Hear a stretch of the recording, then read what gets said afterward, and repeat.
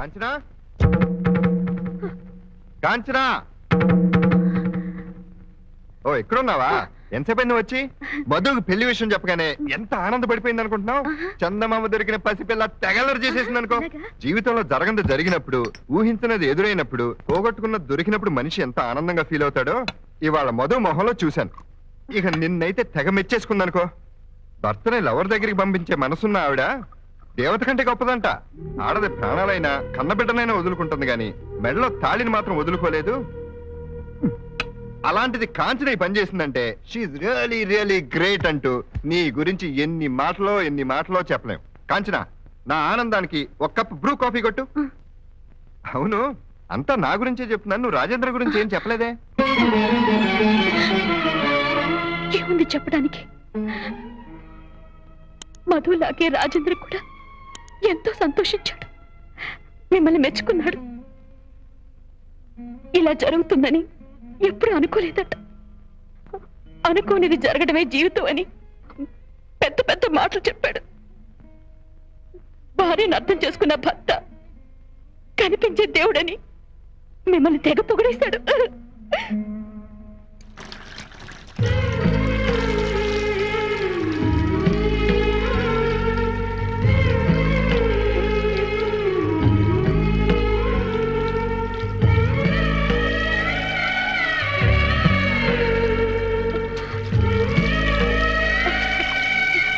కాంచన, నువ్వు రవి సుఖంగా ఉండాలని, మీ సంసారం ఆనందంగా సాగాలని ఆ భగవంతుని కోరుకుంటాను. అన్నట్టు కాంచన, నేను ఈరోజు ఆఫీస్ పని మీద సింగపూర్ వెళ్తున్నాను. ఈ రోజు మిస్ అవ్వకుండా రెస్టారెంట్ కి రావాలి. ఓకే? నువ్వు చెప్పిన తర్వాత తప్పుతున్నా మరి? తప్పకుండా వస్తా. Okay okay.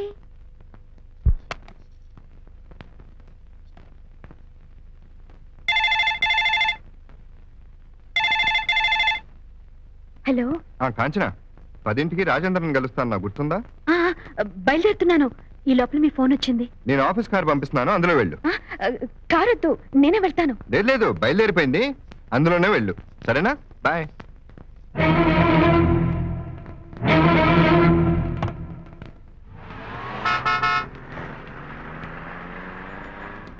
ఓ కొబ్బరి బొండ కొట్టు. టైం ఏంటండి బాబు? ఏ టైం? టీవీ టైమా, రేడియో టైమా? టైం 10 అయింది. 10 లేదు, 10 అయింది. ఈ అడ్డమైన వాళ్ళకి టైం ఒకటి చెప్పాలి. అరే కాంచన, ఇక్కడ ఉందేమిటి? మనకి పెళ్లిలో తగిలేడు. బాబు బాబు, ఇదిగో నాగార్జున గారు ఇల్లు ఎక్కడా? అయ్యో, జూబ్లీ హిల్స్ అయ్యా. జూబ్లీ హిల్సా? ఇప్పుడు మనం డైరెక్ట్ గా వెళ్ళామనుకో ఆయన ఇంట్లోకి, మాట్లాడచ్చా ఆయనతోటి? గూర్ఖా పట్టుకుంటాడు. నేను అడుగుతున్నా కదా. పోనీ గోడ దూకి వెళ్ళామయ్యా, మాట్లాడా? కాళ్ళు ఇరుగుతాయి. ఇదిగో ఇప్పుడు పొద్దున్నే బయటకు వస్తుంటాడు కదా, వస్తుంటారు. కారుకి అడ్డంగా పడిపోయామనుకో, మాట్లాడా? బ్రేక్ వేయకపోతే చచ్చి ఊరుకుంటా. ఎందుకయ్యా వాళ్ళతో నీకు పని? చెప్తాను, పని ఉంది. పోనీ వాళ్ళ నాన్నగారు ఉన్నారు కదా, ఉన్నారు. అక్కినేని నాగేశ్వరరావు గారు ఉన్నారు. నాగేశ్వరరావు గారు నేను క్లాస్మేట్ లో అంటానయ్యా, మాట్లాడా? అసలు వాళ్ళతో నీకు పనేమిటయ్యా? సినిమా ఏమైనా తీస్తున్నావా? మరేమిటి? సీక్రెట్. ఇక్కడే ఉండాలి. ఏమైపోయింది? ఎటు వెళ్ళిందబ్బా? కాంచన, కాఫీ తీసుకొస్తున్నానండి. చెల్లెమ్మా, వేడి వేడిగా ఒక కప్పు కాఫీ ఇచ్చి నా చేతి తాగించుకుని పుణ్యం కట్టుకోమ్మా. ముద్దుల ప్రియుడు, అల్లరి ప్రియుడు, బొంబాయి ప్రియుడు సినిమాలు తీశారు గాని కాఫీ పీరియడ్ అని ఎవరూ సినిమా తీయలేదమ్మా. ఎవరైనా కాఫీ మీద సినిమా తీస్తే బాగుంటుందమ్మా. అది ఎయిర్కార్డ్ లొకేషన్ అయితే బాగుంటుంది. అక్కడ కాఫీ గింజలు దొరుకుతాయి. కాఫీ గింజల రాగంతో ఆ సాంగ్ ఎవరైనా తీస్తే చాలా బాగుంటుందమ్మా. అవును, ఉడా పార్క్ వెళ్ళొచ్చావా? రాజేంద్రని కలిసావా? కలిశాను. సరిగ్గా 10 గంటలకు వచ్చాడు. 11 గంటల వరకు అక్కడే కూర్చున్నాం. 11 గంటల వరకు అక్కడే ఉందా? 10 గంటలు ఉడా పార్క్ దగ్గర చూశాను. ఈలోగా తొర్రేడు తొండంగాడు వచ్చాడు. వాడొచ్చి డిస్టర్బ్ చేశాడు. ఆ తర్వాత చూస్తే లేదు. మరి గంట సేపు ఉన్నానంటుందేమిటి? ఏమై ఉంటుంది? అక్కడే ఐస్ క్రీమ్ తింటూ కబుర్లు చెప్పుకున్నాం. అక్కడంటే ఎక్కడ? అదే ఉడా పార్క్ కొత్తగా ఓపెన్ చేశారు కదా, అక్కడే ఇనాగ్రేషన్ స్టోన్ మీద కూర్చున్నాం. ఇనాగరేషన్ స్టోనా? ఆ గట్టు మీద నేను కూర్చున్నానే. వాళ్ళిద్దరు కూర్చుని మాట్లాడుకుంటున్నానంటుందేమిటి? ఏమిటి ప్రక్రియ? అది సరే, నా సంగతి అడిగారు. మధు కబుర్లేంటి? ఏముంది, నిన్ను పొగట్టమే సరిపోయింది. కాంచన ఇంత మంచిది అంత మంచిది. అన్నట్టు రేపు మధు బర్త్డే, మన నలుగురం రెస్టారెంట్ లో కలుద్దాం చెప్పమంది. మన నలుగురువా? నేను, మధు, నువ్వు, రాజేంద్ర. రాజేంద్ర మాత్రం తప్పకుండా తీసురా. అలాగే. ఏంట్రా కాఫీ వదిలేసావు, బాలేదా? కాఫీ బాగుంది, కాఫీ కప్పు బాగుంది. నాకే ఏమీ అర్థం కావటం లేదు. ఒకటే టెన్షన్, ప్రక్రియ. బయటకెళ్తే ఆ తిర్రేడు తొండంగాడు పట్టుకుంటాడు. చిరంజీవి ఇల్లెక్కడా, నాగార్జున ఇల్లెక్కడని చంపుతాడు. ఇక్కడ చూస్తే వీడేం మాట్లాడుతున్నారో అర్థం కాదు. ప్రక్రియ.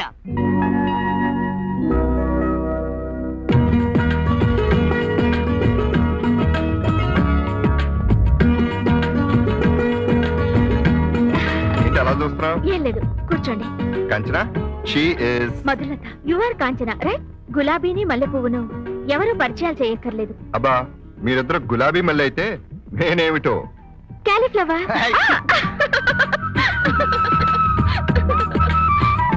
మీ నవ్వు చాలా బాగుంది.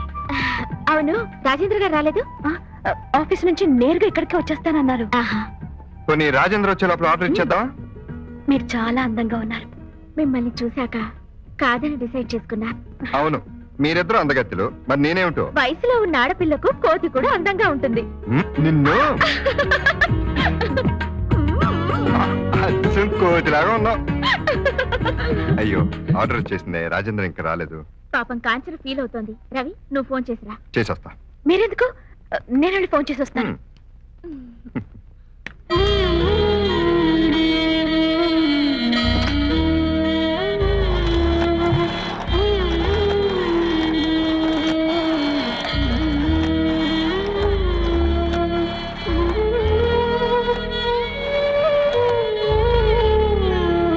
భగవంతుడా, రాజేంద్ర నన్ను కాదని విషయం నాకు తెలియకూడదు.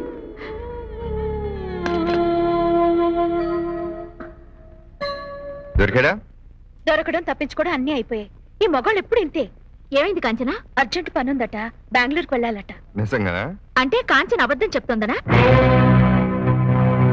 మీ మగాళ్ళకు మూతి మీద మీసాలున్నట్టే నోట్లో అబద్ధాలుంటాయి. ఆహా, ఏం స్టేట్మెంట్? హలో రవి, ఇంకో నెల రోజుల్లో నీకు కాంచనకి విడాకులు మంజూరు కావచ్చు. అలాగే బాబాయ్, ఉంటా.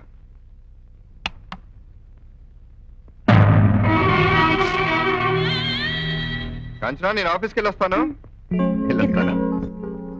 ఒక్క నిమిషం. నిన్న తీసుకెళ్లిన బాక్స్ లో ఏమీ తినలేదు. ఈ రోజు మీకు ఇష్టమైనవన్నీ చేసి బాక్స్ లో సర్దాను. మిగలకుండా తినాలి. అలాగే, అవసరమైతే బాక్స్ కూడా తినేస్తాను. శ్రీమతి గారు, వెళ్ళొస్తాను. ఒకరికి ఒకరు అన్నీ అయ్యుంటూ ఎవరికి వారై ఉన్నామనుకుంటూ తెలియకుండా ముడిపడిపోతూ శ్రీమతి వెళ్ళొస్తా అంటూ అతని వీడుకోలట. క్షేమంగా వెళ్ళి రండి అంటూ ఆమె సాగనంపుట. ఇంత కదా ఈ జంట కథ, ఇంత కదా ఈ జంట కథ. చూడు కాంచనా, మనిషికి మంచి తోడు ఒకటి పుస్తకం, రెండోది సంగీతం. ఇదిగో 2-in-1 క్యాసెట్ ప్లేయర్, ఇవిగో క్యాసెట్. 3,000 పెట్టి ఇప్పుడు నాకెందుకండి? 3,000 అంత డబ్బే చెప్తాన్రా.